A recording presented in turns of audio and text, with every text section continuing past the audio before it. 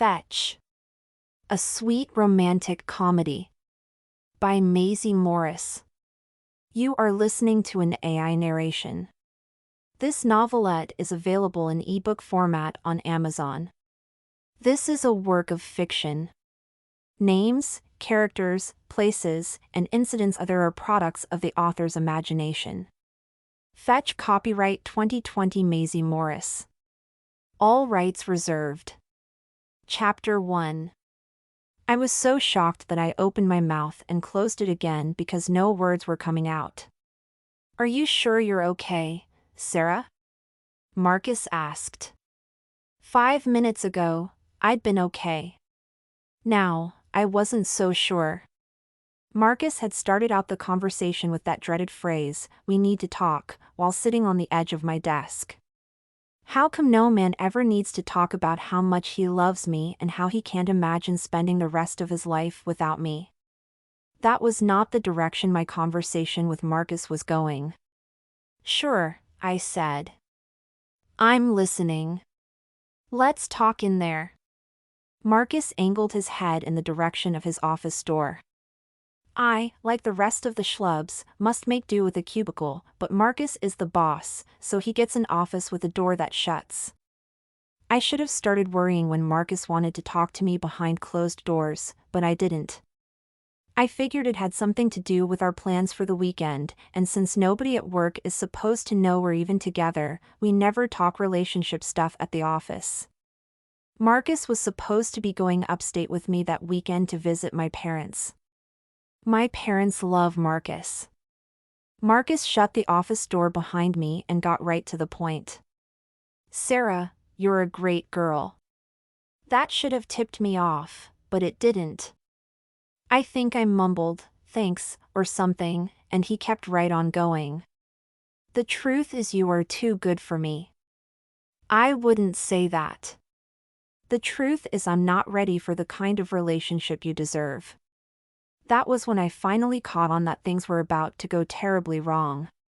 People never use the phrase, "the truth is," twice in succession unless they have something big to hide. I don't think I have what it takes to make you happy. I've tried. I really have. That statement would have been more convincing if he hadn't been checking his phone under the desk while he said it. "What are you trying to say?" I had a pretty good idea what he was working up to, but I wished he'd get on with it. "I don't think we should see each other anymore." Marcus was looking down. I don't think it was out of shame. I think he was texting. It was at that point that I opened my mouth to reply, and nothing came out. "Are you sure you're okay?" Marcus finally looked up. I didn't say anything. I just got up and left. I stopped at my desk to get my purse and headed straight to the elevator without turning off my computer, or filing my invoices, or saying goodbye to anyone. I left in such a hurry that I even forgot my jacket. It didn't matter. It was a warm April day. Spring is my favorite season. Normally, I find it impossible to be unhappy in the springtime. I love everything about the season, the blossoming trees, the warm breeze, the rainstorms. I guess I'm kind of a romantic. I might want to rethink that. Apparently, being a romantic is the first qualification for getting dumped on a regular basis. I headed for the park because I needed to think. Marcus and I had been together for almost a year. We'd even talked about getting married. Well, I had talked about getting married. Looking back on it, Marcus had been less than enthusiastic. He never balked at spending time with my family, though, so I figured our relationship must be moving forward to someplace serious. I couldn't have been more wrong.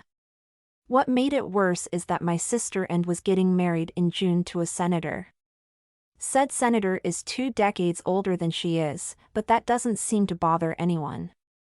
Not only is he old, but he's also old money. My mother couldn't be more pleased. And had been calling me up 4 or 5 times a week to keep me posted on her wedding plans. She was constructing a lavish occasion complete with an enormous white dress, 12 bridesmaids, and a sit-down dinner under a marquee on the lawn of an estate belonging to friends of the family. I was the maid of honor. I had encouraged him to ask one of her friends to fill the role, but she said she'd already considered that, and it would just cause hurt feelings if she chose one over the others. So much for her choosing me because I was her favorite. When I got to the park, I wandered aimlessly up and down my favorite paths. I must have walked for miles. That's when it came to me. My big idea. I didn't want to go back to work in a stuffy old office. I certainly didn't want to go back to work in a stuffy old office that housed a man who didn't love me and probably never had.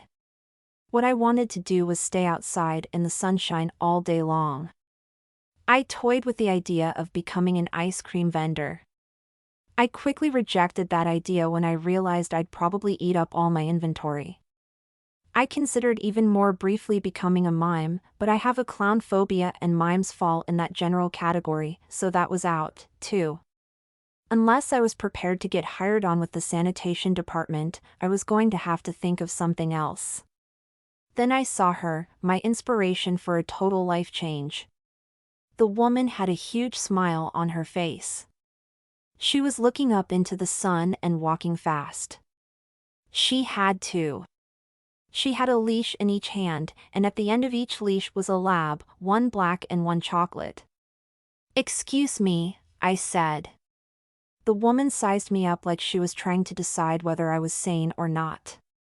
Nobody talks to anybody else in Central Park, not unless the person initiating the conversation is asking for spare change or hoping to inform the ignorant masses of an impending worldwide apocalypse. The woman continued to stare at me warily until I said, "Are you a professional dog walker?" "Yes." She was looking at me a little less like she was afraid I was going to ask her for subway fare, although I don't think it would have surprised her if I'd asked if she was aware that the current mayoral administration was building a secret listening center under the New York City Central Library, and the only way to stop them from intercepting our thought waves was to line our hats with tin foil. "How long have you been a dog walker?" I asked her. I tried hard to look like someone who uses tin foil strictly to cover brownies and leftover lasagna.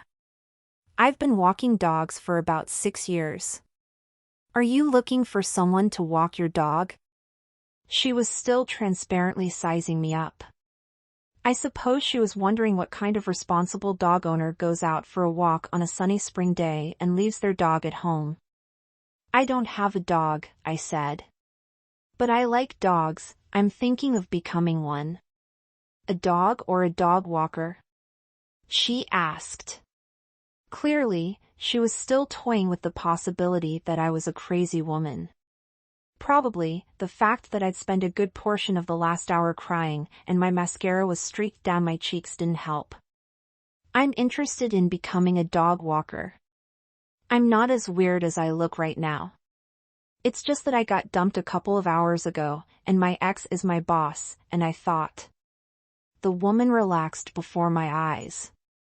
I was clearly convincing as someone who'd recently been dumped. "As many times as I've heard, it's not you, it's me, I should be an expert at getting dumped by now." "My name is Constance," the woman said. "I'd shake your hand, but I'm kind of occupied." The labs had been contentedly sniffing around the pavement, but they were starting to get restive. I told her I was Sarah, and I was pleased to meet her. I patted one of the labs on the head, but he was more interested in a bit of hot dog someone had dropped than he was in me.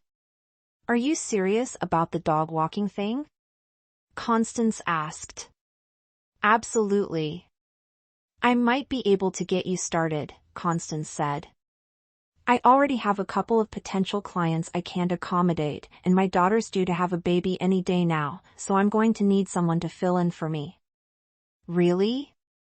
This was too easy. "I'll give you my number." When I got home, I called Monique. Monique is my best friend. She's also the sister of Deshawn.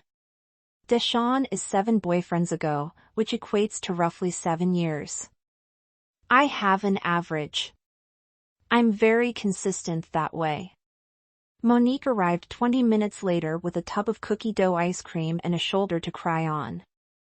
I took the ice cream, but I was all cried out, so Monique sat on the edge of my bed and said vile things about Marcus while I drafted my letter of resignation.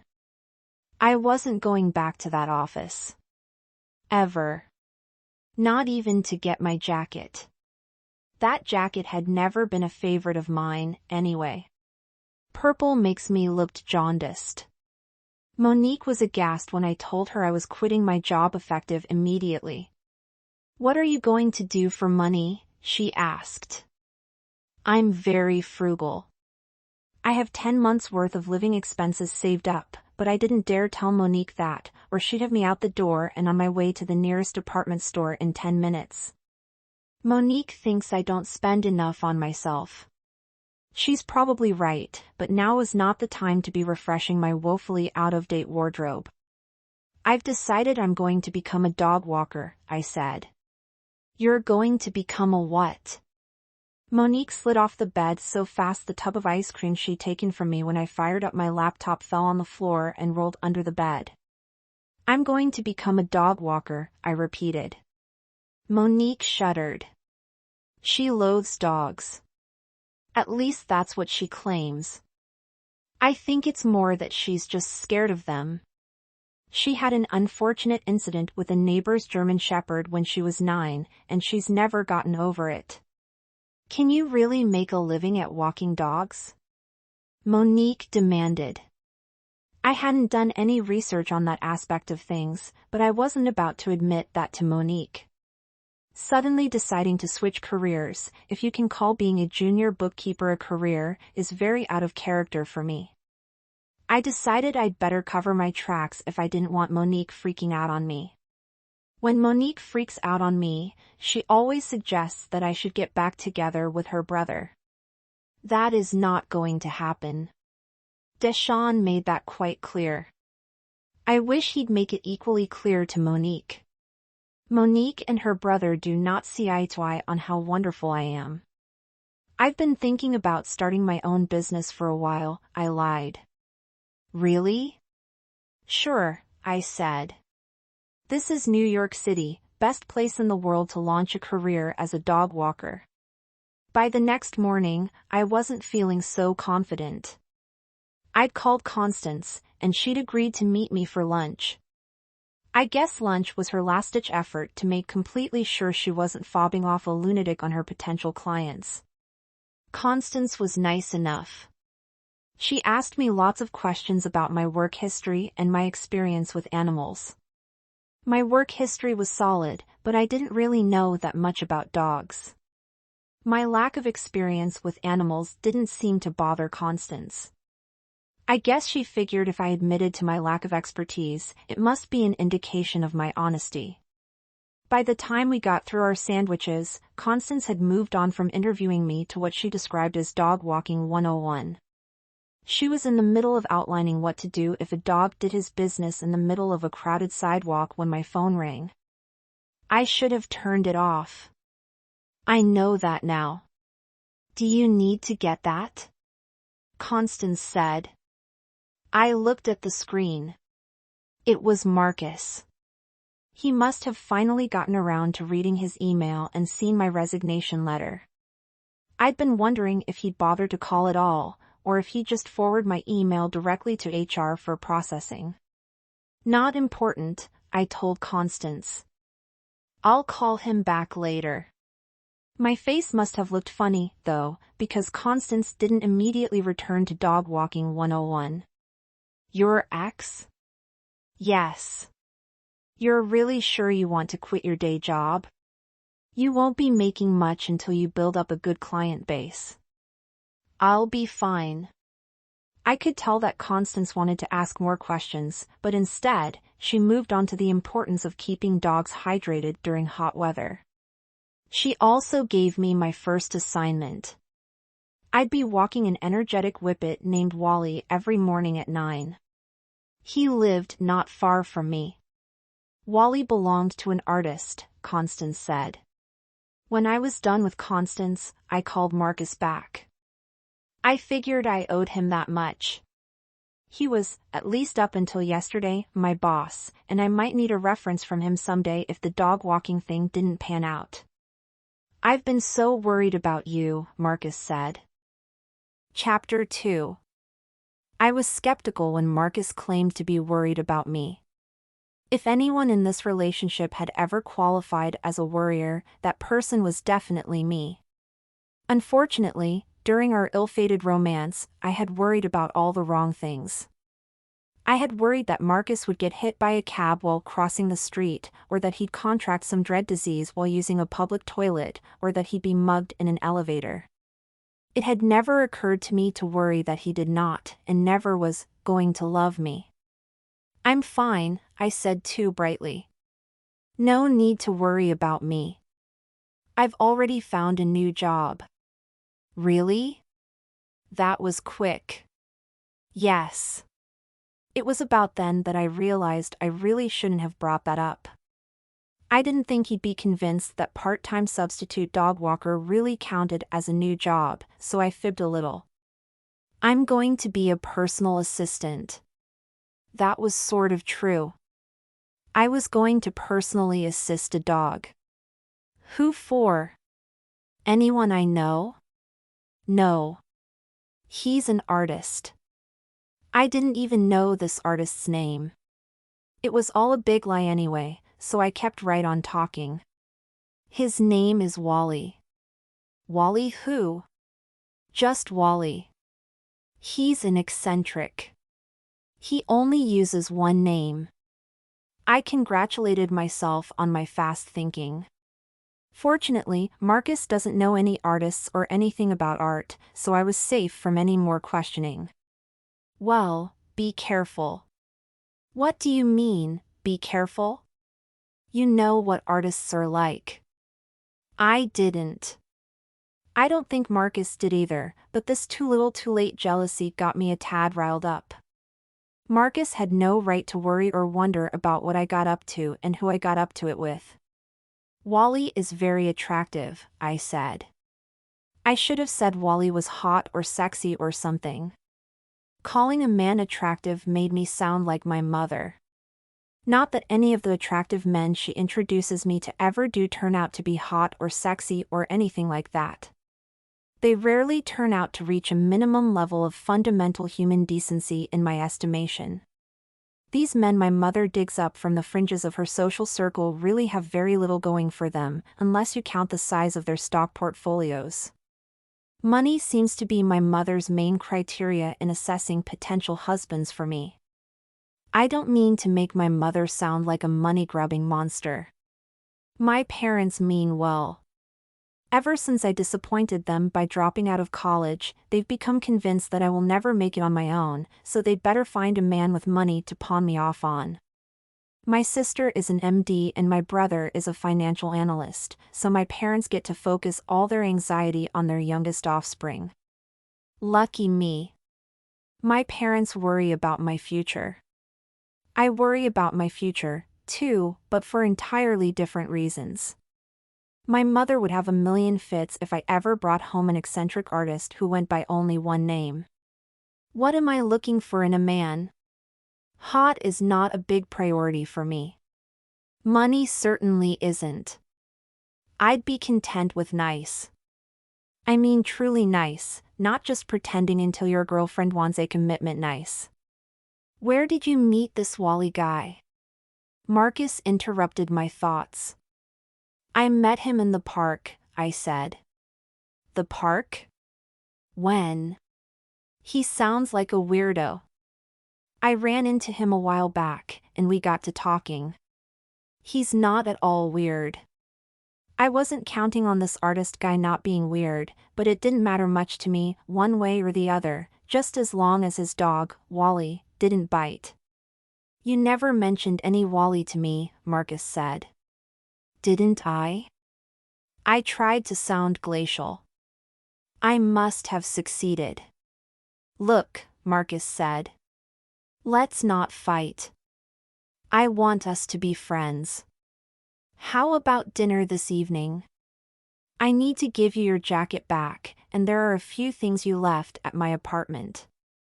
How about 7? I'm busy this evening, I said.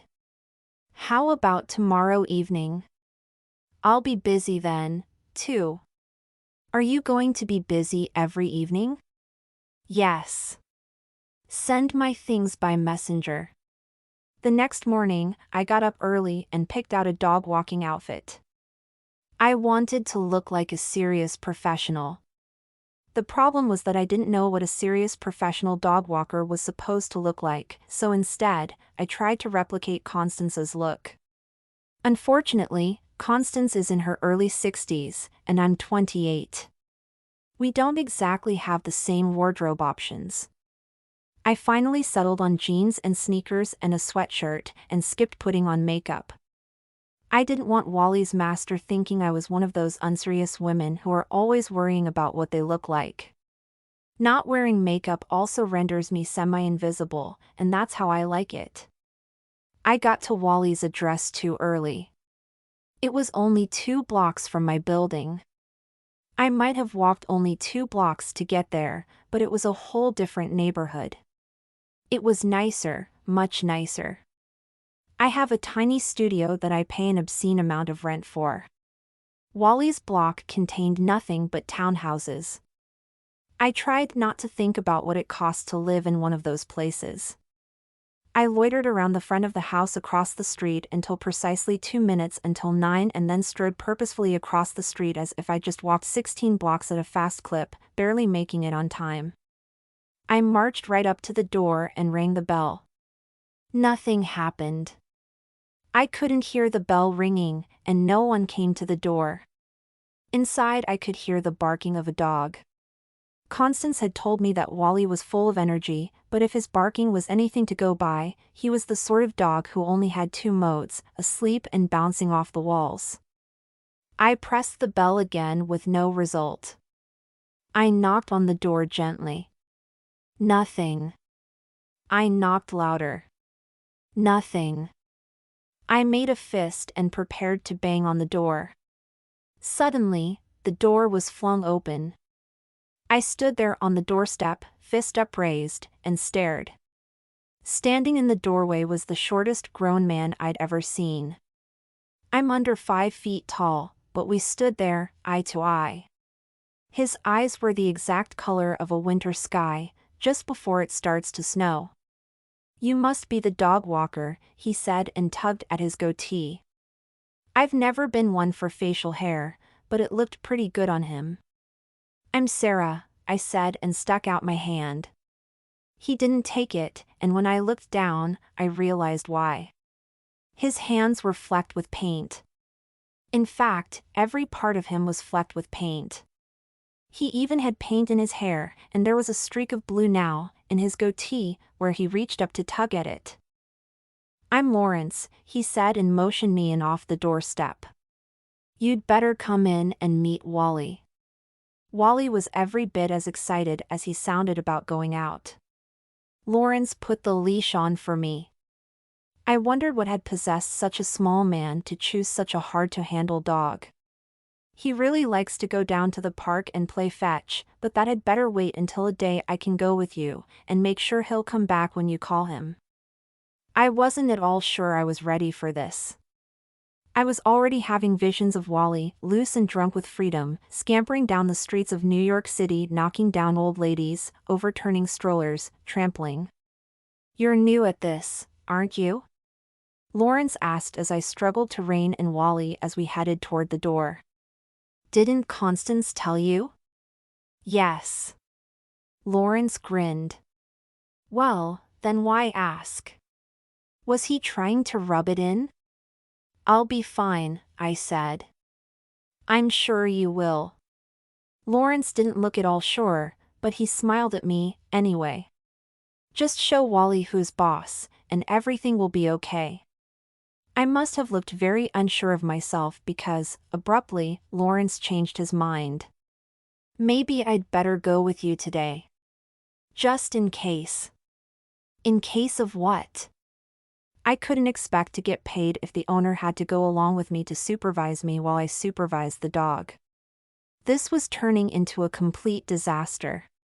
Why couldn't my first canine client have been a sweet-tempered and elderly teacup poodle or an overweight Shih Tzu that had to be coaxed around the block?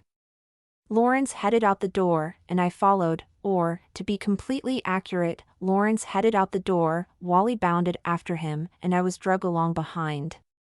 We got out on the street, and Lawrence took the leash from my hand. Wally calmed right down, and Lawrence told him to heel. Wally heeled. At least he heeled until he caught sight of a cat in a window, and then he got all worked up. Lawrence made him sit, and when we started off again, Wally was docile. "How do you do that?" I asked. "We have an understanding. Wally has been with me since he was a puppy." It wasn't too hard for me to imagine Wally as a puppy. I'd always believed that dogs were supposed to calm down as they age, but perhaps I'd been misled. "How old is Wally?" I asked. What I was really interested in was Lawrence's age. He seemed younger than me, but I couldn't figure out how much younger. I wondered if him being so short made him seem younger than he really was. "Wally is 5 years old," Lawrence said.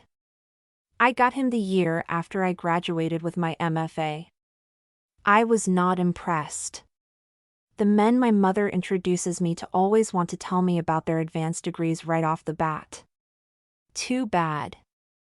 I had been warming up to Lawrence. The whole MFA thing stopped me cold. I decided it didn't matter. I didn't have to warm up to him, just his dog. In fact, it was better that I didn't like Lawrence. I was supposed to be getting over my breakup, not noticing what a nice smile Lawrence had or how much I liked the sound of his voice. "Your turn," said Lawrence and thrust the leash into my hand. "Say, Wally." "Heel," in a firm voice. I said it. I don't know if my voice was firm, but it was loud. Wally heeled. "Good job," Lawrence said. I'm not sure if he was praising me or praising Wally.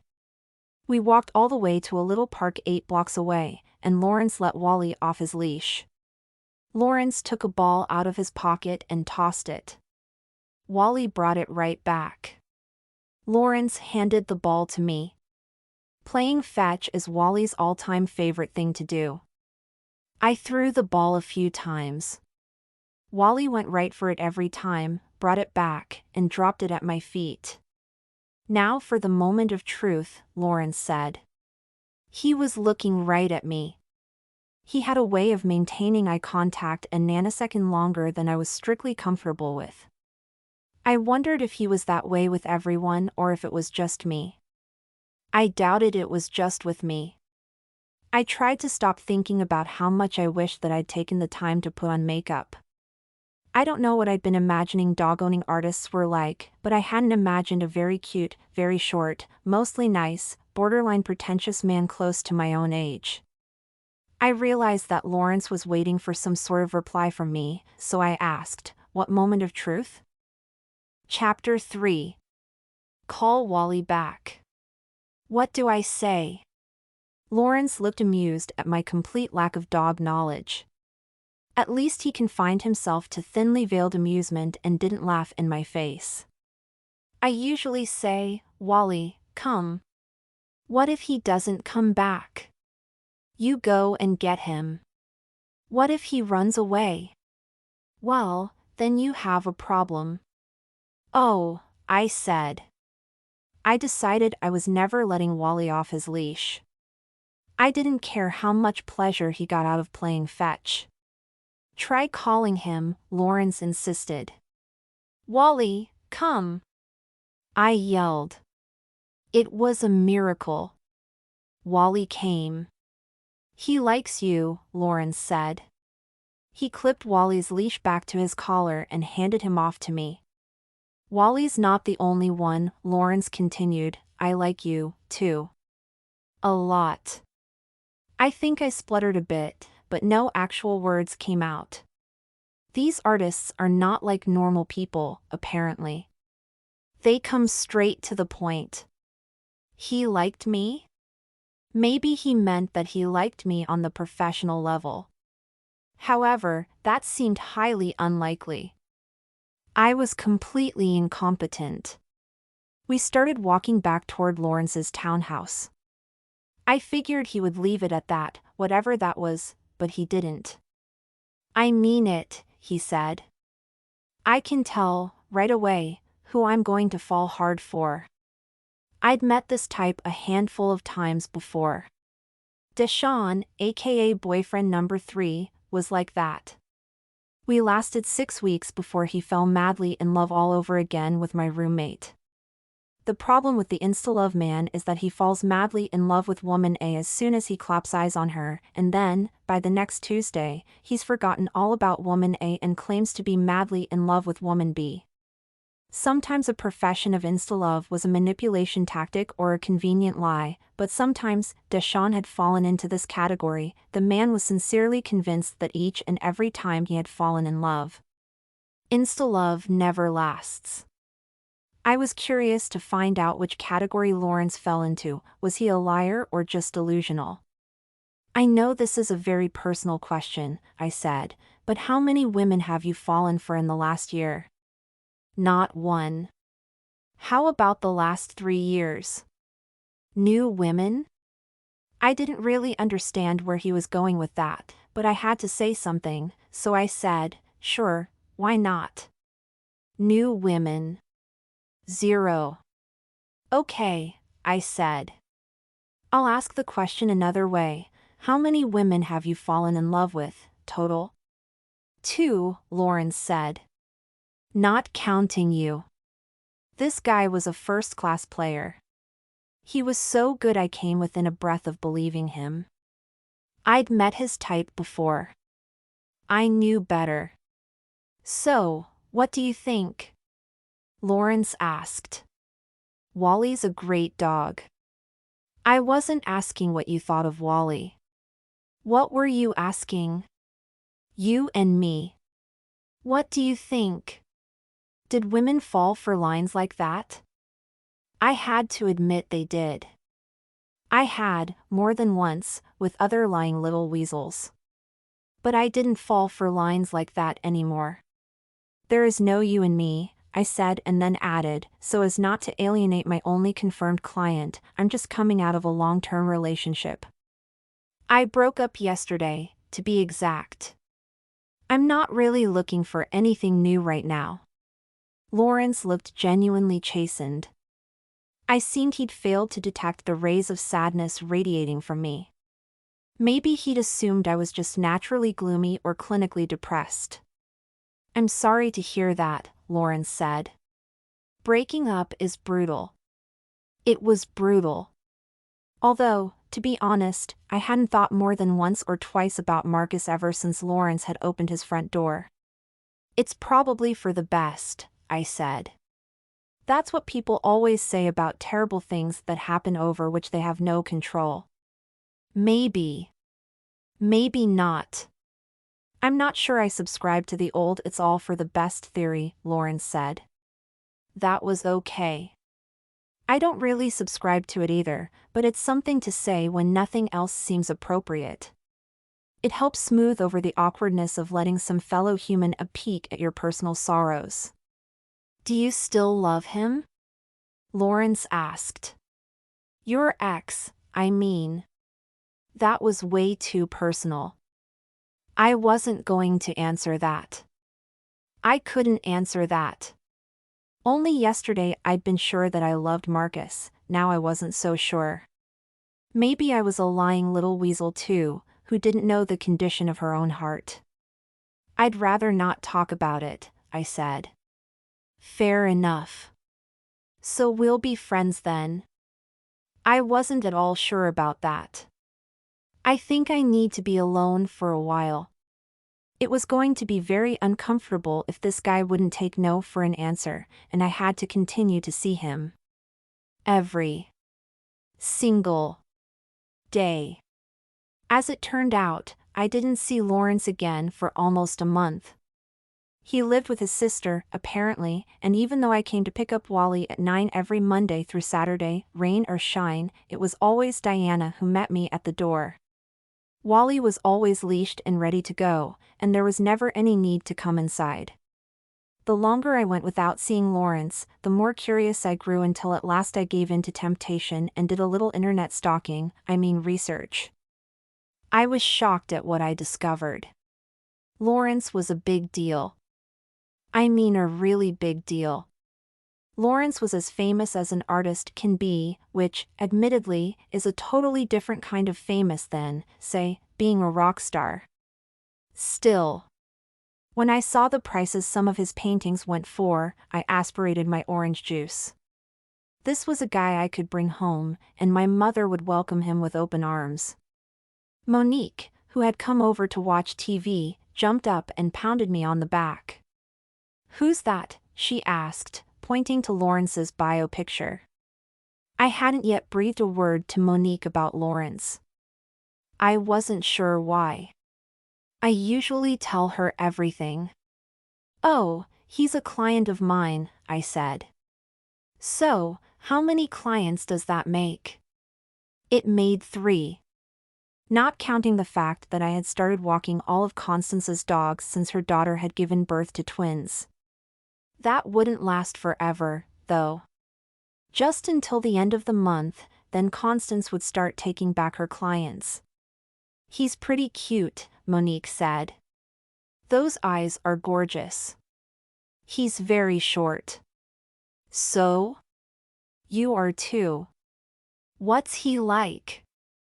"I'm not sure," I said. "I've only met him once." "How was that?" "Very disconcerting. It was the first time I'd met him, and he claimed it was love at first sight. I haven't seen him since. He sounds like a loony." "He might be.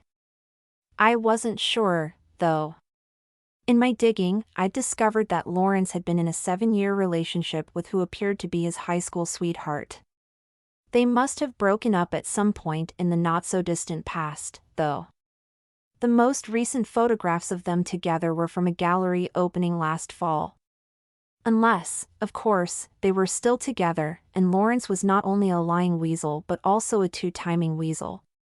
Given my track record, Lawrence turning out to be a two-timing lying little weasel was a distinct possibility. I had thought that perhaps Lawrence had been gone all this time out of the country or something, but the very next day, he resurfaced. When I went to collect Wally for his morning walk, Lawrence's sister Diana met me at the door. She looked very amused, and I could see why. Wally had a huge red bow tied around his neck. Attached to the bow was an envelope. "You'd better read that note after you get out of sight," Diana said. "If you don't want to be observed, that is." "What is it?" I asked.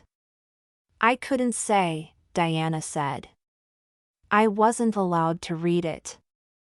I will say that my brother is a little odd and extremely determined once he sets his mind to anything or anyone." My heart beat a little faster all the way to the park. Everyone who passed us smiled. Who can resist smiling at a galumphing dog with a huge bow around his neck? A block from the park, I took the bow off Wally's neck. I didn't want the other dogs laughing at him. After all, he has an image to maintain. I didn't open the envelope until I'd let Wally off his leash. My hands were shaking as I opened it. Chapter 4. Inside the envelope was a single sheet of paper. It said, "Are you over him, yet?" Was I? It felt like it. It was a loaded question, though, and there was no doubt about who was asking it. I didn't have a pen, but a lady sitting on the next bench over loaned me one. I hesitated. I knew if I said yes, I wouldn't just be answering the question of whether I was over Marcus. Wally, contrary to his usual habit, hung around while I debated with myself. Maybe he knew what was at stake somehow, or maybe he was traumatized from his 7-block trek with a big red bow around his neck. His masculine pride may have been a bit dented. I finally made up my mind. I wrote my answer, returned the pen, and put Wally back on his leash. A block from Lawrence's, I reattached the bow and the envelope. When I rang the bell, Diana answered. "Well," she said. "Well, what?" She raised one eyebrow at me and took Wally's leash. I turned around and left in a hurry. The next morning, Wally wasn't wearing a bow, but there was another envelope on his collar. This time there was no note. I shook the envelope, and a theater ticket fell out. The ticket was for that evening. I put it in my pocket. I didn't know what to do. I hadn't decided whether I was ready to start seeing Lawrence, and that was where this was all leading. When I left Wally with Diana, she said, "See you this evening," as if they were all going, and she just assumed I was going to show up. Her assumption was correct. I couldn't resist going. I was too curious not to. When I got to the theater, the place was packed. I found my seat. Diana was there, looking very cozy with a mustachioed man I'd never seen before. Diana and Mr. Mustache were sitting 2 rows behind me, but the seat beside me was empty and remained empty right up until the curtain was about to go up. "Sorry about that," Lawrence said as he slipped into the seat beside me. There was a last-minute crisis with the scenery. You know how opening nights are. I didn't. I wished I'd tried to find out something about the play, but I'd been busy walking dogs all day, and it had been all I could do to find time to take a shower and dig up something semi-presentable to wear. "You look great," Lawrence said. I'm pretty sure he couldn't even see me clearly in the dimly lit theater, but I mumbled, "Thanks, anyway." I've never been great at graciously accepting compliments, even when they are deserved, and this one wasn't. It takes more than a quick shower and 10 minutes in front of the mirror to catapult me into the looking great category. The play turned out to be some sort of avant-garde musical. At least it seemed avant-garde to me. Later, after I made it back home, I would discover that I had been sitting in a $500 seat, and opening night had been sold out for months. I'm afraid it was wasted on me, though. I couldn't concentrate on what was going on because every 3.5 minutes, Lawrence would lean in to make some comment about something, and his warm breath would fan my neck. I was pretty sure I was roughly the same color as the red velvet curtains up on the stage. At halftime, or intermission or whatever it's called when everyone takes a potty break in the middle of the production, Lawrence took me out to the bar in the lobby and went to get us drinks. He didn't get far before he was mobbed. I stood there, taking it all in. I felt virtually invisible until Lawrence managed to work his way back to me and brought the mob with him. Everyone was congratulating him on the set design, that was his role in the whole shebang, apparently, and even I could see what everyone was raving about. The actors were good, the music was good, but the set was brilliant. I stood there beside him and listened to everyone tell him how wonderful he was and watched women flirt with him. For a while, I was impressed, and then I started getting a little irked. What kind of a first date was this? It seemed a little show-offy to me. "I really have to go," I said, as soon as I managed to wrestle his attention away from a statuesque blonde woman who looked like one of those heiresses dripping with diamonds you see on soap operas. Not that I watch soap operas or anything. She was very tall, and Lawrence is very short, but that didn't seem to be handicapping him any. The woman was practically crawling into his suit with him. "I have to get up really early in the morning," I said. "I have an early appointment with a couple of Pomeranians." Lawrence put his arm around my waist. "Don't go," he said. "It's only half over, and then there's a party afterward." I'm not big on parties, to begin with, and I had nothing in common with anyone likely to be there. "Introduce us," the statuesque blonde said to Lawrence. Now that Lawrence had his arm around me, I was suddenly no longer invisible. It was like someone had turned a huge spotlight on me. I can't say I liked it. Lawrence introduced me to everyone standing around. It was a very weird experience. I suddenly had an overwhelming desire to go home, shed my constricting dress and my high heels, and climb into bed. "I'm sorry," I said.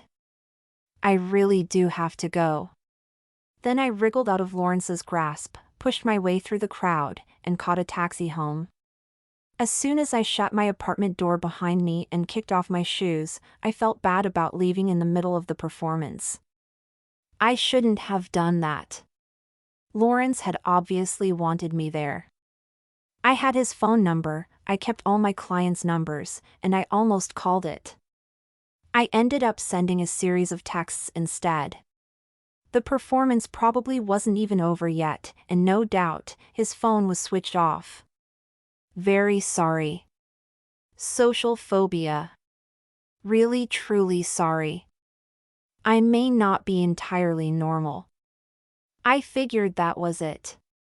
I'd probably never hear from the guy again.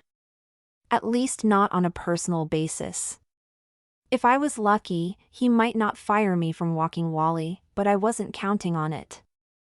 I really did have an appointment with a couple of Pomeranians at 6:30 in the morning, so I put on my pajamas, brushed my teeth, and got into bed to read. I was getting into my story when my intercom buzzed. It was Lawrence. He was downstairs. Could he come up? Right now? I asked. Yes. What about your party? I didn't go. Now I felt really bad. I felt so bad I let Lawrence come up. After I let him in, he sat down on my couch. He stared around. My apartment's all one room, so there's not much to see. I also don't have a great deal in the way of furniture. How did you know where I live? I asked. Diana told me. I did remember telling Diana the name of my building. Sorry about tonight, Lawrence said. He looked remarkably cheerful for a man who was missing out on the party of the year and had had his date abandon him in the middle of the evening. You have nothing to be sorry about, I said. I do. I was excited about this evening, and I thought you'd enjoy it. The problem is, I hardly know you. That was an understatement. What do you like to do? Lawrence asked. Let's do that next time. There was going to be a next time? This guy was a glutton for punishment. There's still time to make it to your party, I said. He looked hurt. That made me feel even worse. I was starting to believe he was sincere when he claimed that he really liked me. I'm not trying to kick you out or anything, it's just that. I'm hungry, Lawrence said. I didn't get any supper. Let's order Chinese. So that's what we did. We sat on my couch and watched a late-night talk show while we ate tangerine chicken from cardboard containers. When all the chicken was gone, Lawrence muted the TV and handed me a fortune cookie. You first, he said. I cracked mine open and took out the tiny slip of white paper. I read it once. I read it twice. Aren't you going to tell me what it says? Lawrence asked. It says, the love of your life will come complete with a dog. Lawrence smiled at me. How did you do that? I said. You made that fortune. You must have. I did, Lawrence said. For our second date, I was going to take you out for Chinese. Then he kissed me on the forehead and left me sitting there surrounded by takeout containers and misgivings about men who claim to fall in love at first sight.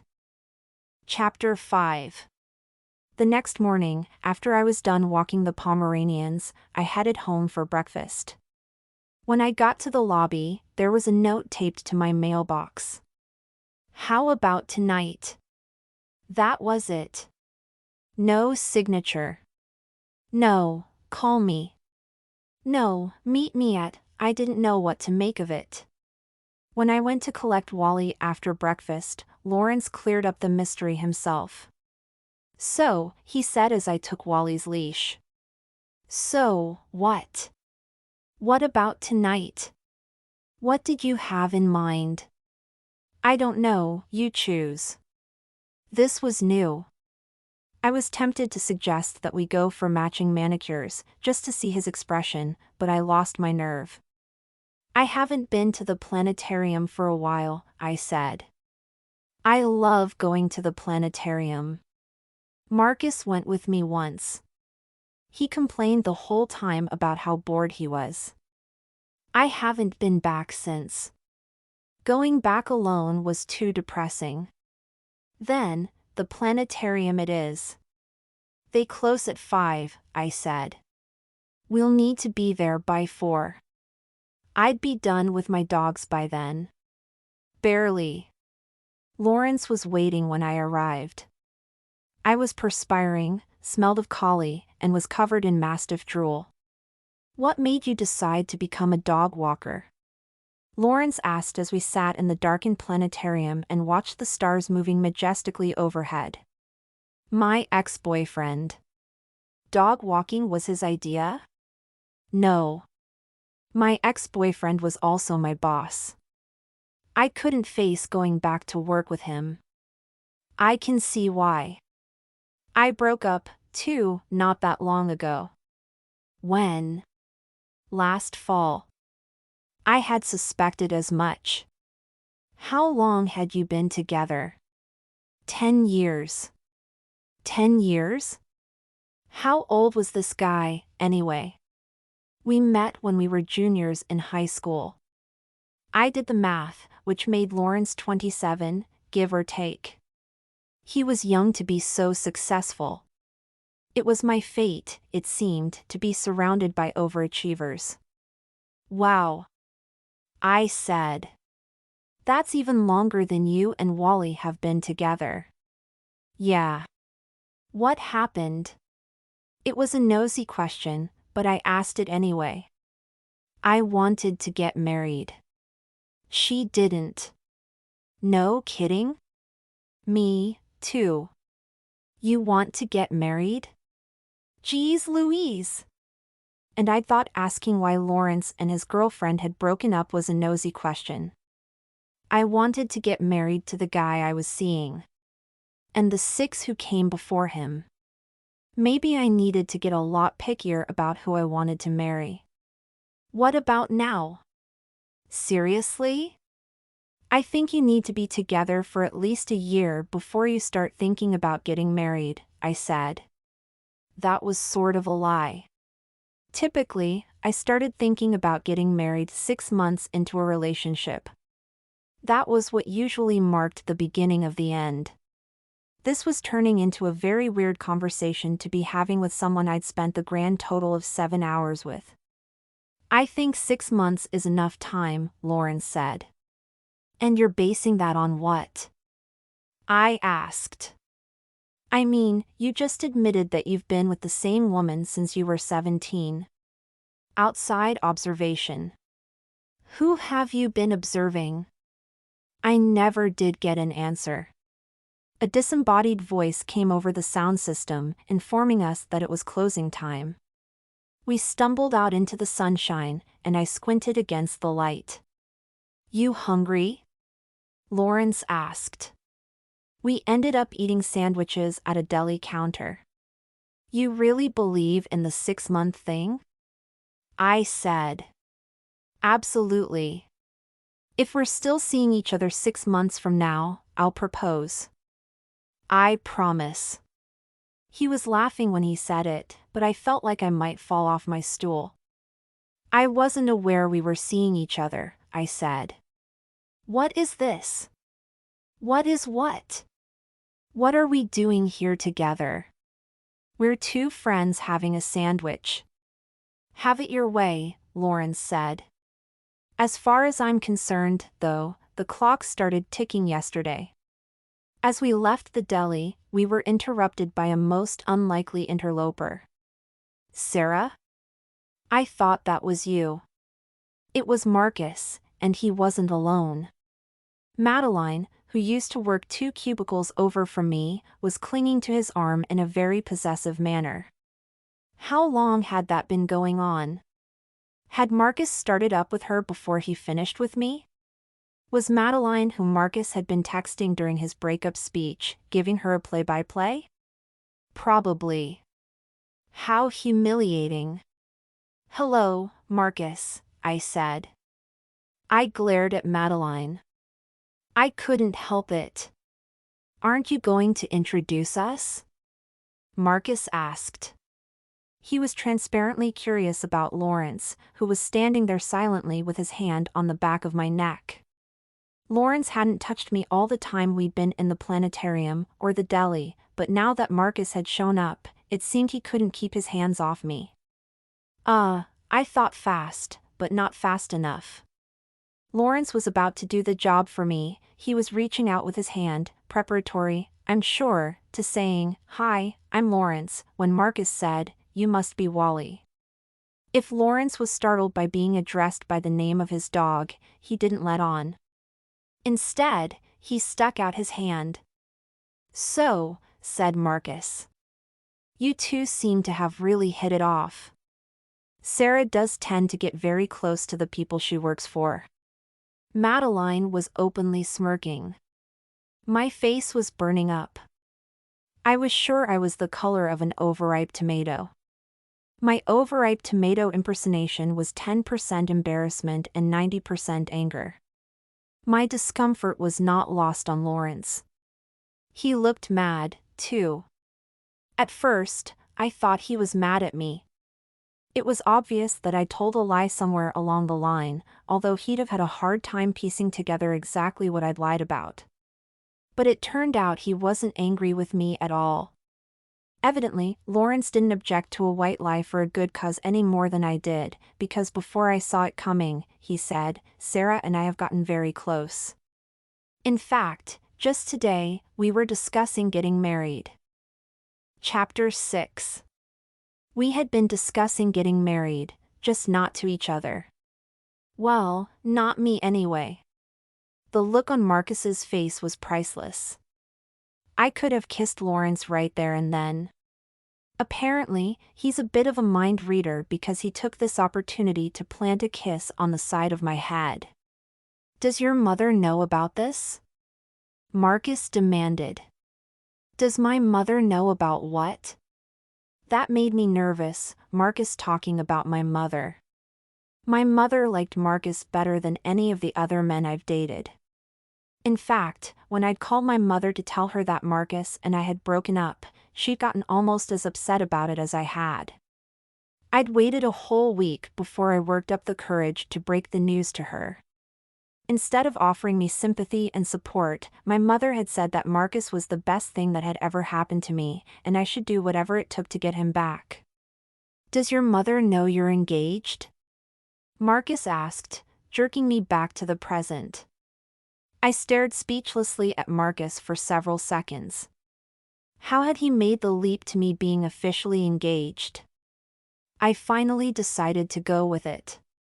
"Oh, yes," I said. "My mother couldn't be happier." "Really?" Marcus was looking Lawrence up and down. He seemed to find him wanting.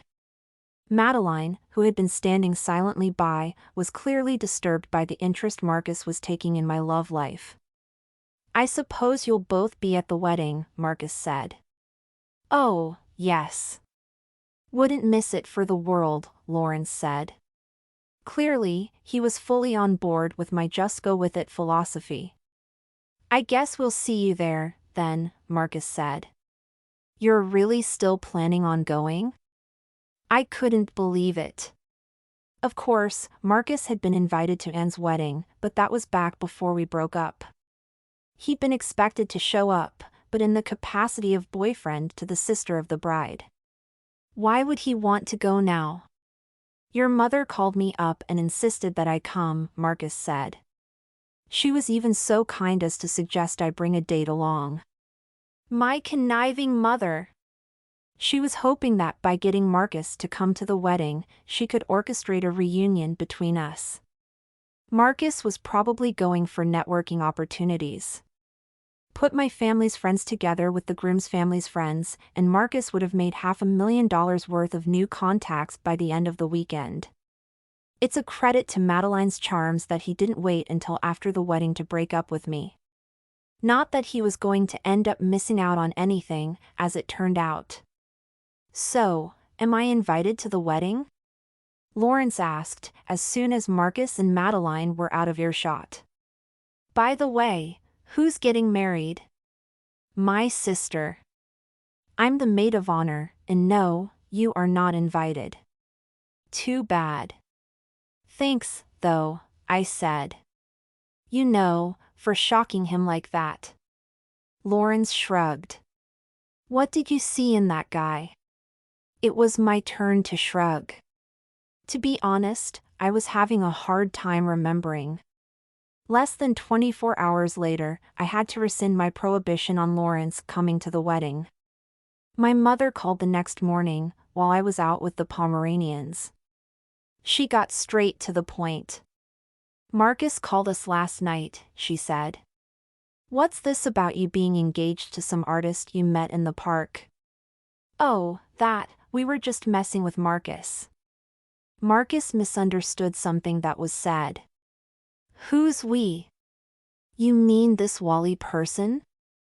Explaining that Wally was a dog seemed like too much trouble. It would only lead to further confusion and make me look like I was turning into a pathological liar, so I didn't bother to correct her. Yes. Why would you do that? I don't know. Revenge? But you're dating this Wally person? Was I? I supposed I was. Sort of. Maybe. Yes. Marcus thought he was weird. Wally's not weird. If anyone in this picture was weird, it was Marcus. What did he think he was doing tattling on me to my mother? What were we? 6-year-olds? Well, your father and I would like to meet Wally. Bring him to the wedding. We really haven't been together that long. I don't think he'll want to come to a family wedding. Except that he did. When I told Lawrence about my conversation with my mother, he seemed totally fine with it. You really don't have to, I said. No. It'll be interesting. By the way, everyone thinks your name is Wally. Lawrence looked at me like he must have misheard. Please don't ask me how they came to that conclusion, I said. Just 3 days later, before I'd even had a chance to see Lawrence again to get any sense of where all this was going, tragedy struck. Wally got loose while I was walking him. Technically, he was already loose. We were at the park. I was playing fetch with Wally, and then a fire engine went by, lights flashing and sirens blaring. Wally went berserk. He ran down the street after the fire engine. I ran after him, but I'm no match for a whippet, and I lost sight of him after 2 blocks. I called Lawrence from right there on the street corner, but he didn't pick up, so I called his sister. Diana sounded worried. Lawrence was out for the day, but she'd get the car out and pick me up, and we'd try to track Wally down that way. We finally found him down a side street 12 blocks from where I'd lost sight of him. He'd been hit. He wasn't dead, but he didn't look good. He was scraped and trembling, and he couldn't stand up. Diana and I managed to get him loaded into the car. I was afraid of hurting him more, but, as Diana pointed out, there are no doggy ambulances. We just have to do the best we could, she said. We got Wally to the vet, and I stayed outside in the waiting room. I was a mess. I think I'd been crying the whole time, but it wasn't until I was sitting there in a corner pretending to read a year-old copy of the Journal of Feline Medicine that I finally realized it. I pulled myself together enough to call my clients and cancel my appointments for the rest of the day. I didn't tell them why. I couldn't. I was the worst dog walker ever. All I could think was, please don't let Wally die. Please don't make Lawrence have to put him to sleep. It played through my head like a track on endless repeat. Chapter 7. Diana came out after a while. She was looking less grim. The vet thinks Wally will make it. They'll keep him here overnight. He has cracked ribs, and the vet thinks there may be some internal injuries. Only time will tell, though. They have him sedated. Have you called Lawrence? I asked. I thought you might want to. I didn't want to, but I did it anyway. It was the hardest phone call I've ever had to make. Lawrence didn't seem mad, but it was such a shock that the anger might come later. He was 2 hours away, he said. He'd get back as soon as possible. Then he hung up. Please don't let Lawrence come back to a dead dog. Wally didn't die. He had to be kept immobile for a week, and then after that, he was on regular meds for a while. He couldn't be left alone. He was sleeping on the floor in Lawrence's room at night and on the floor of Lawrence's studio during the day while his master was working. I found all this out from Diana. I didn't hear a peep out of Lawrence. I decided that Lawrence and I were probably over. I would have to write it off as a promising relationship nipped in the bud before it ever really got off the ground. And here I thought my old average of one relationship per year was bad. The weekend of N's wedding rolled around. I didn't know what I was going to say when I arrived alone. I decided I'd say that Wally and I had broken up. 2 boyfriends had gone kaput in less than 6 months. My mother was going to be appalled, or maybe she'd only pretend to be appalled. If I was single, I'd be more vulnerable to being talked into getting back together with Marcus. Not that Marcus had any intention of trying to talk me into getting back together, not unless his greed got the better of him, but my mother would certainly give it her best effort. I drove upstate to my parents' 2 days before the ceremony. And had wanted me there a week ahead, but I claimed I was too busy. I wasn't busy at all. Constance had taken all her clients back, and with Wally out of commission, I was down to the Pomeranians. The reason I stayed away was that I wasn't feeling strong enough to handle Anne and her increasingly frequent meltdowns in a manner that wouldn't just make things worse. I was depressed. I was still sad about Wally. I was sad about losing Lawrence before I'd ever really had him in the first place. The only thing I wasn't sad about anymore was Marcus. I was feeling lucky to be rid of him. Ironically, Marcus was the first person I saw when I pulled up to the house. He was out on the street, getting into his car. Madeline was nowhere to be seen, but this didn't surprise me. I waved hello like he was just another vaguely familiar friend of the bride or groom and hurried into the house. The place was full of people. And was already in a state, something about the wedding planner having forgotten to order a groom's cake, and I knew this was only the beginning. There are drawbacks to perfectionism, although, as my mother has pointed out many times, at least my sister is successful. I'd rather be happy instead of successful, if forced to choose one or the other, but I suspect that's yet another thing my mother and I do not see eye to eye on. Marcus actually showed up? I said after I'd hugged my mother and spent 10 minutes reassuring Anne that whatever the local bakery could come up with would pass perfectly fine as a groom's cake. Of course he did, said my mother. Marcus is so loyal. I didn't expect anything less of him. I think my mother may be defining loyalty as a stable 6-figure job with a deluxe healthcare package and a 401k, but whatever. We all define loyalty differently. Where's Madeline? I asked. Maybe she wasn't there yet. It was only Friday, and the wedding wasn't until Sunday. "She's not coming," said, and they broke up. Did they really? I thought it was more likely that Marcus and Madeline were still very much a thing, but that Marcus was telling my mother what she wanted to hear so she wouldn't cut him off from the goldmine of clients passing as wedding guests. "Where's Wally?" my mother asked. "Didn't he come with you?" I'd meant to tell the truth. I'd meant to say that we'd broken up, but I didn't say that. The truth was too complicated. Wally was actually Lawrence and I had never exactly been together in the first place. "Something came up," I said. "Wally might make it up later in the weekend."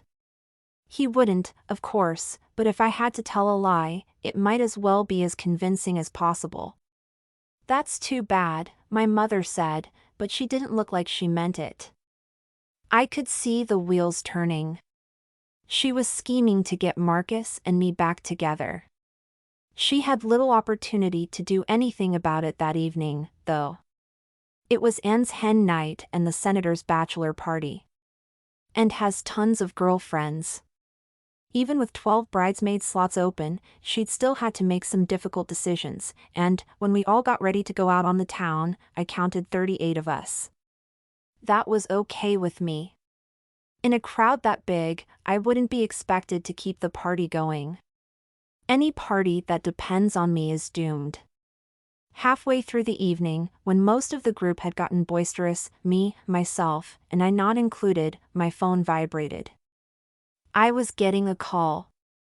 It was from Lawrence. I had to shout over all the noise, and he kept saying, "What?" over and over, so it wasn't until I got outside to the parking lot that I found out what he wanted. "I just called to get directions," he said. "What? Directions to where?" "I don't understand," I said. "I'd like to come to the wedding if you still want me to." Did I want him to?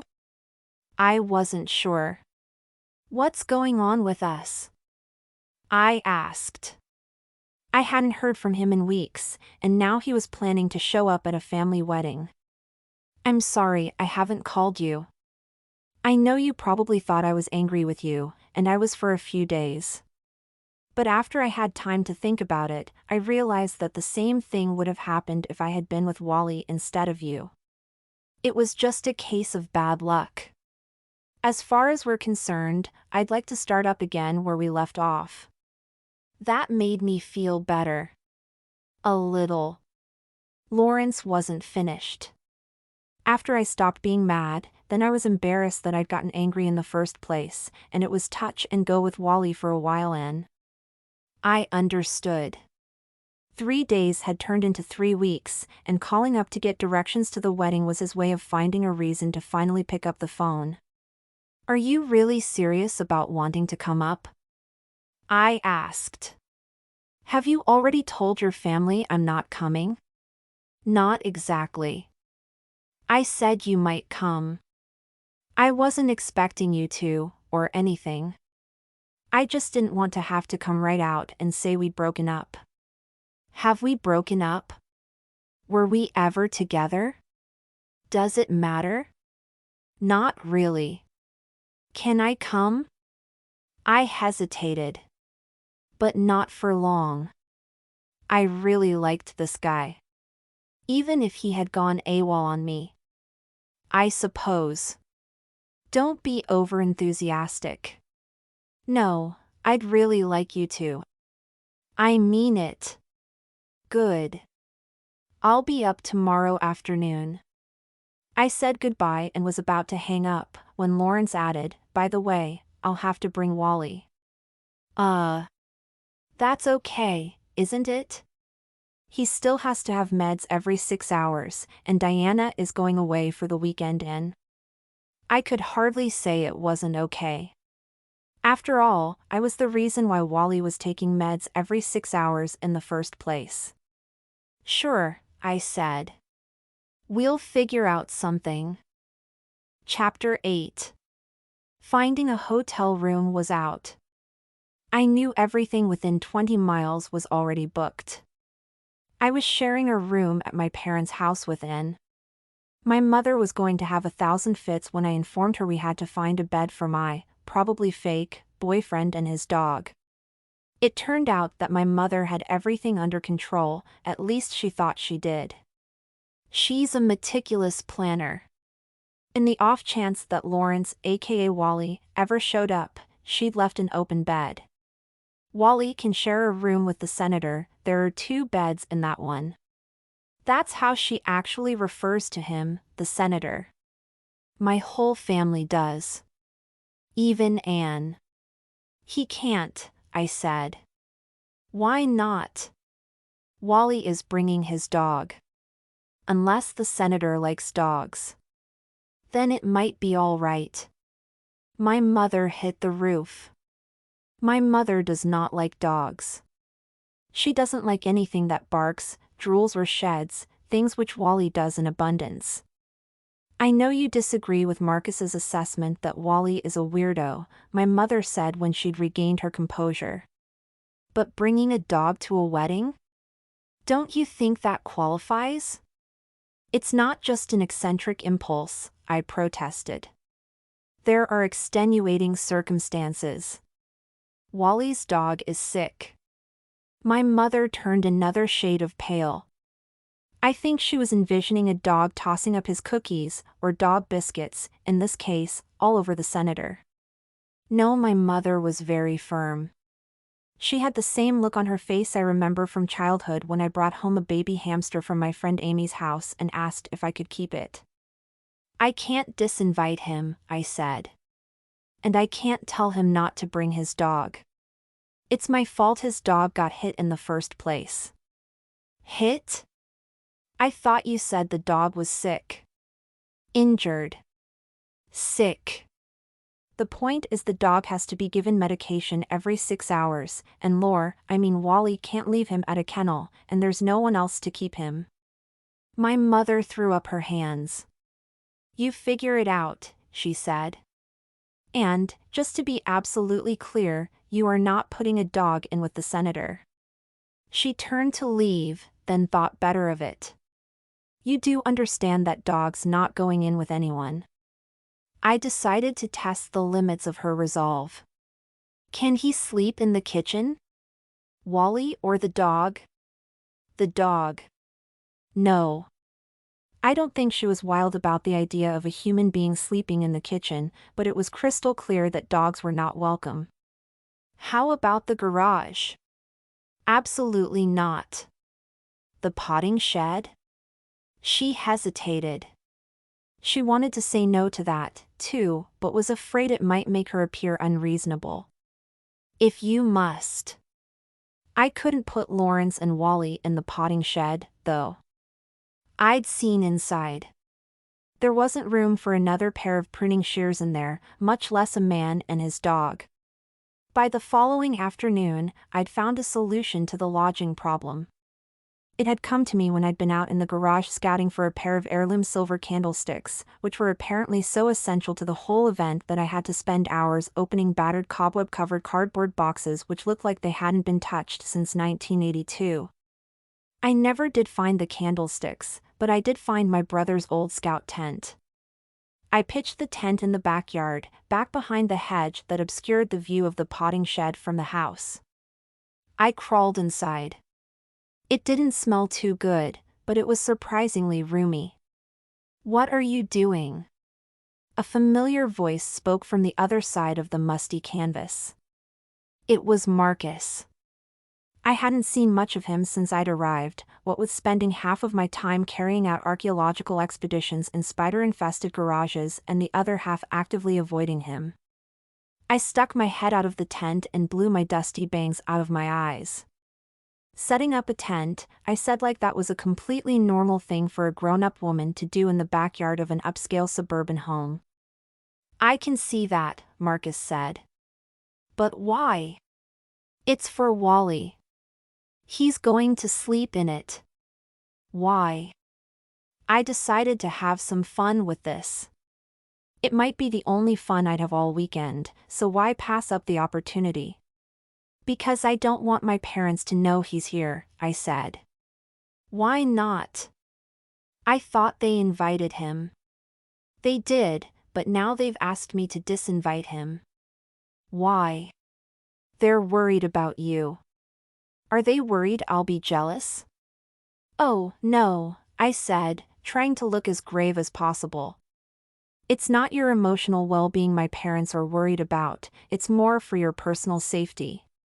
My personal safety? Yes. Wally has a violent temper. But why would he be mad at me? I had a sneaking suspicion that the reason that Madeline and Marcus had broken up, if they indeed had, was pretty much the same reason that Marcus and I had broken up. Maybe Madeline was just a lot smarter than I was and had seen the signs much earlier. Although she should have known. Any man who cheats on another woman with you is going to cheat on you with another woman. I was also pretty sure that somewhere deep in Marcus's underactive conscience, he was feeling at least a little bit guilty for having cheated on us both. There's a certain type of man that Wally hates. He just can't help it. And I'm that type of man? Marcus was looking very confused. What type of man is that? The type of man, I paused for effect, who can't keep.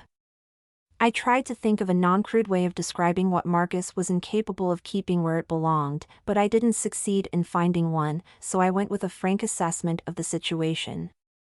My accusation was even more effective than I had anticipated. Marcus turned almost as pale as my mother had earlier when she was informed that she was going to play hostess to a canine guest. You know about that? Marcus asked. I nodded gravely. But how? Everybody knows. Everybody? Enough people. Do your parents know? They were told, but they're having a hard time processing it. Should I leave? Wouldn't that be an admission of guilt? Marcus didn't answer me. I don't think you really have anything to worry about, I said. Wally claims he has a gun, but I've never actually seen it. Marcus gulped. You'd definitely be able to take him in a fight, I said. Even if he did have a knife. Marcus was looking pale and paranoid. Years of martial arts lessons can hardly compensate for being so short. Shouldn't you call the police or something? And tell them what? That my boyfriend is angry that my ex is a rotten lying little weasel who cheated on me and then made me feel. I cut myself off. I hadn't intended to get angry. This had started out as a little practical joke that I hadn't even expected Marcus to fall for, and now it was spiraling out of control. I should know better than to lie. Even in jest, it always leads to trouble. I really think I should go, Marcus said. It might be best. When I peeked out of the front window half an hour later, his car was gone. Where did Marcus go? I asked my mother. He said he was coming down with the flu, she said. He looked awful. He was terribly pale, and his hands were actually shaking. It is a shame, my mother said. Still, it's better that he leaves than risk infecting the whole wedding party. Chapter 9. Lawrence arrived an hour before the rehearsal dinner. I was waiting out on the curb when he and Wally arrived. Wally looked great. He was limping a little, and he was on the thin side, but other than that, he seemed right as rain. Wally was very happy to see me. Lawrence was also happy to see me, but, unlike Wally, he restrained himself from jumping up and down and licking me on the cheek. I had to get creative with the lodging, I said. My mother won't stand for dogs in the house. When I showed him the tent, Lawrence seemed terribly pleased with it. I've always wanted one of these old canvas tents, he said. My parents' backyard is fenced, but Lawrence tied Wally's leash to a fence post anyway. I hated to see him tied up like that, but it was a better alternative than whatever would happen if my mother opened the back door and was greeted enthusiastically by a great galumphing canine. Having the mother of the bride taken to the hospital to be treated for a heart attack might put a damper on the festivities. Don't forget, I said later that evening as we got out of the car at the restaurant where the whole family and the wedding party were eating together. Your name is Wally. Lawrence gave me a funny look, but all he said was, "What if I see someone I know?" I hadn't thought of that. I thought back to the night at the theater when Lawrence had been such a center of attention. There was a good chance, in this crowd, of someone recognizing him. It wouldn't be too much of a stretch to expect that one of the wedding guests owned some of Lawrence's work. I'll continue to refer to you as Wally, I said.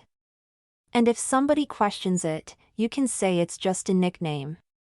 And how will you explain to your family that you've been calling me by my dog's name? For the duration of your stay, Wally will be rechristened as Fido. Fido? Okay. That's not very original, Lord Berkeley Strongheart, then.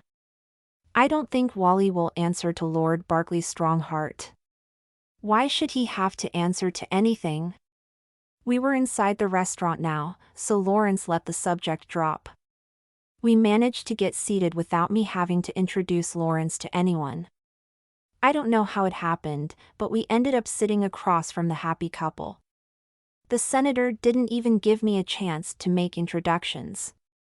"Lawrence Howerton," the senator exclaimed and stood up to shake Lawrence's hand. The senator doesn't even stand up for my father. This was an interesting development. I could see my mother, out of the corner of my eye, perking up and taking an interest. "I own 6 of your pieces," the senator said. "I've always wanted to meet you." What a pleasant surprise. No one told me I was marrying into a family that included such an accomplished artist. The man was practically groveling. If this was a sample of the sort of flagrant flattery he could dish out, it was no wonder he was starting his 3rd term in office. The thing was, I wasn't sure it was flagrant flattery. He appeared genuinely ecstatic to meet Lawrence. "I thought your name was Wally," and said. "Childhood nickname," Wally said. "But Sarah said." I kicked and under the table.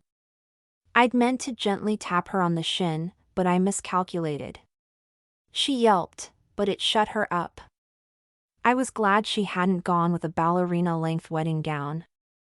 She was going to wake up with a bruise in the morning. The senator didn't even register his yelping fiancé. He was already off on a discussion of nuance and texture and something about tensile shading. Most of it went right over my head, but Lawrence seemed to understand whatever it was the senator was going on about. After the dinner was over, my mother caught me in the ladies' room. "Where did you end up putting Lawrence?" she asked. "In a tent, out by the potting shed." I think she thought I was joking. When she found out I wasn't, she was horrified. You can't expect a famous artist to sleep in a tent. From what I gather, he's practically a celebrity. I was tempted to point out that before she witnessed the senator fawning all over him, she'd begrudged him a spot on the kitchen floor, but I didn't. "He doesn't mind," I said. "He's seen the tent. He likes it." When we all got back to the house, my mother insisted on going out to see for herself. "No," she said, shaking her head at the tent as I directed the flashlight at it. "This won't do." "What about snakes?" Lawrence said he wasn't worried about snakes. "You'll share a room with the senator," she said. But Lawrence insisted that he was fine. He wouldn't hear of disturbing the senator.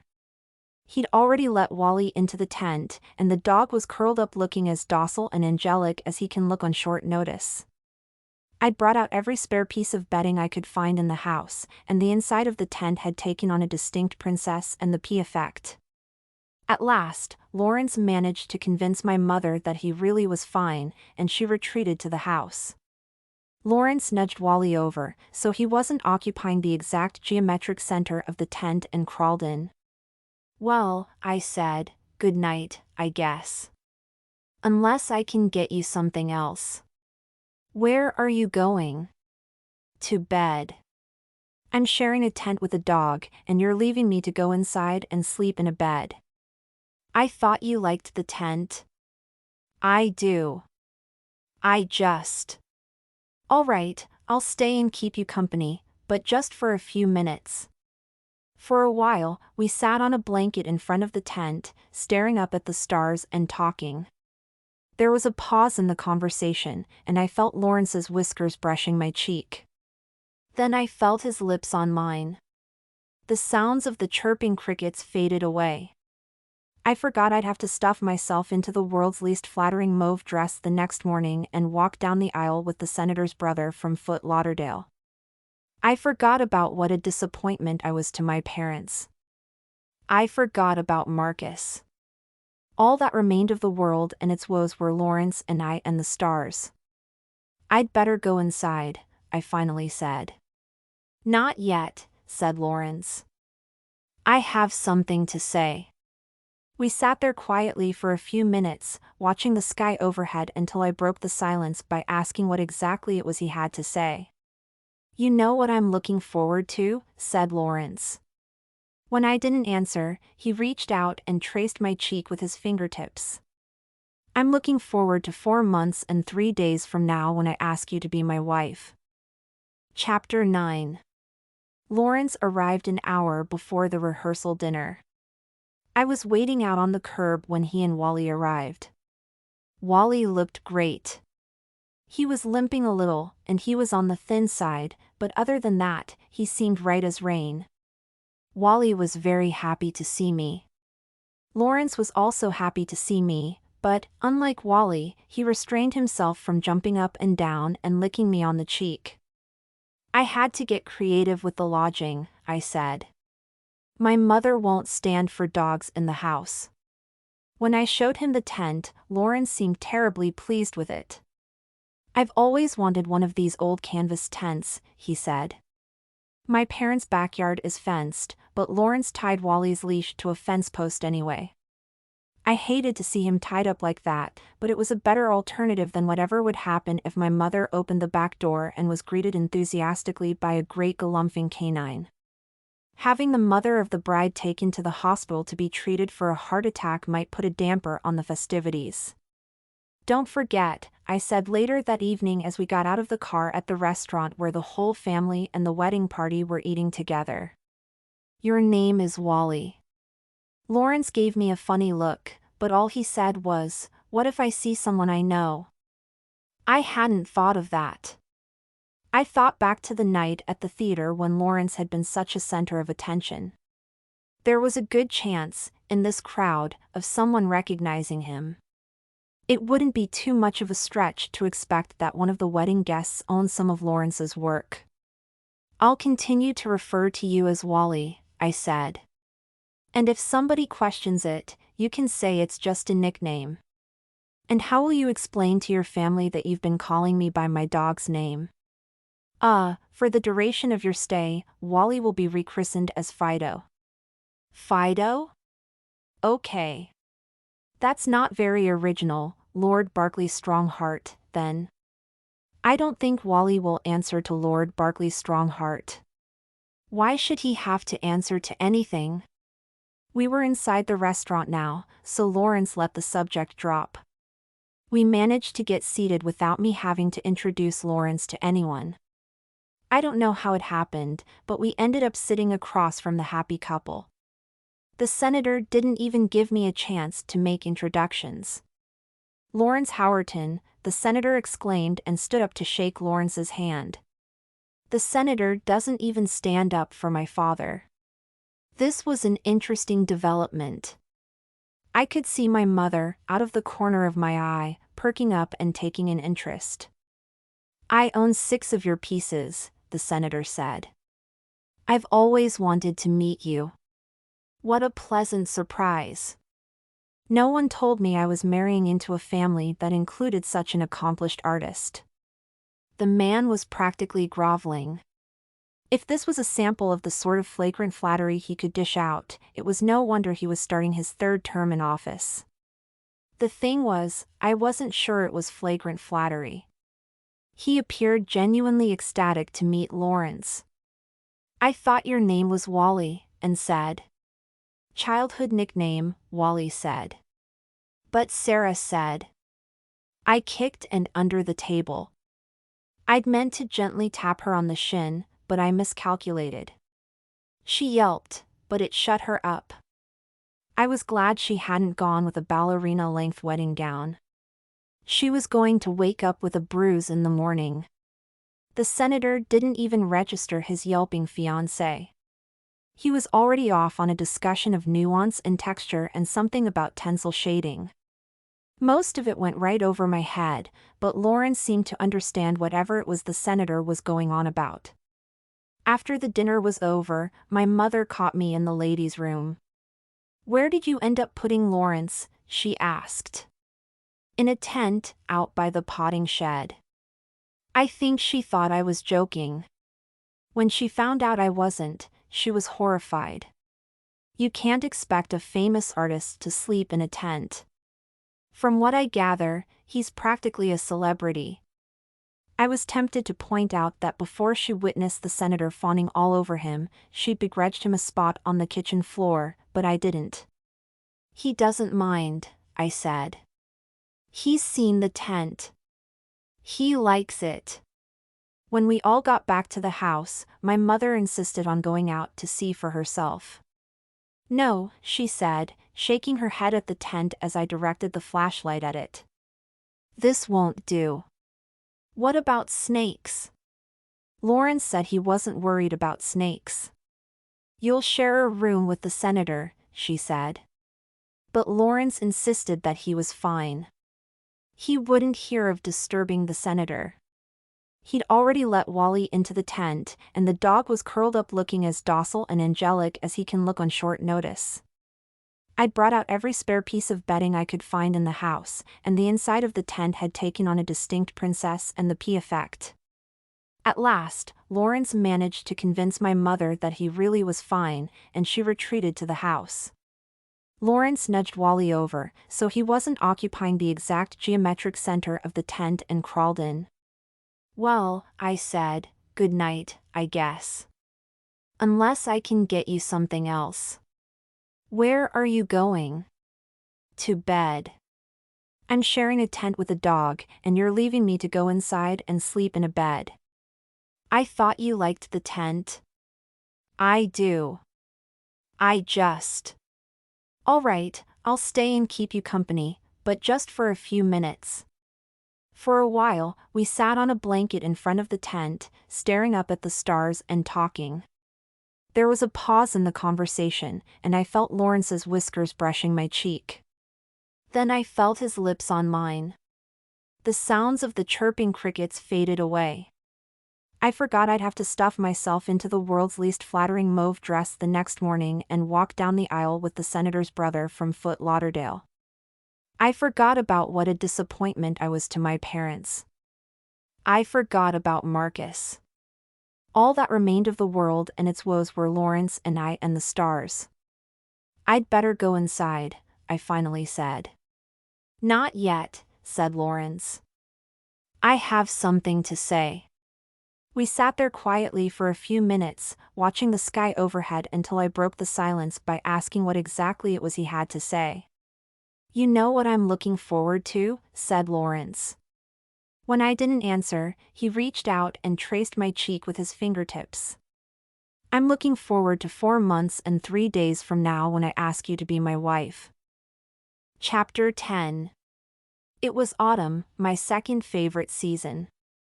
Everything happened just as Lawrence had predicted it would. When he had first declared that he'd proposed to me one day, we'd spent barely any time together. By the time he got around to popping the big question, though, we were practically inseparable. I learned all about art. He ingratiated himself with my family, which turned out to be an easy task. It grew even easier when they came to visit and got a look at where Lawrence lived. I didn't bother to tell them that the place belonged to Diana. A townhouse came up for sale a few doors down from Diana's, and Lawrence bought it. We started renovating it together before we even got engaged, and by the time the wedding rolled around, it was ready to move into. We decided on an autumn wedding. Something simple. No 12 bridesmaids.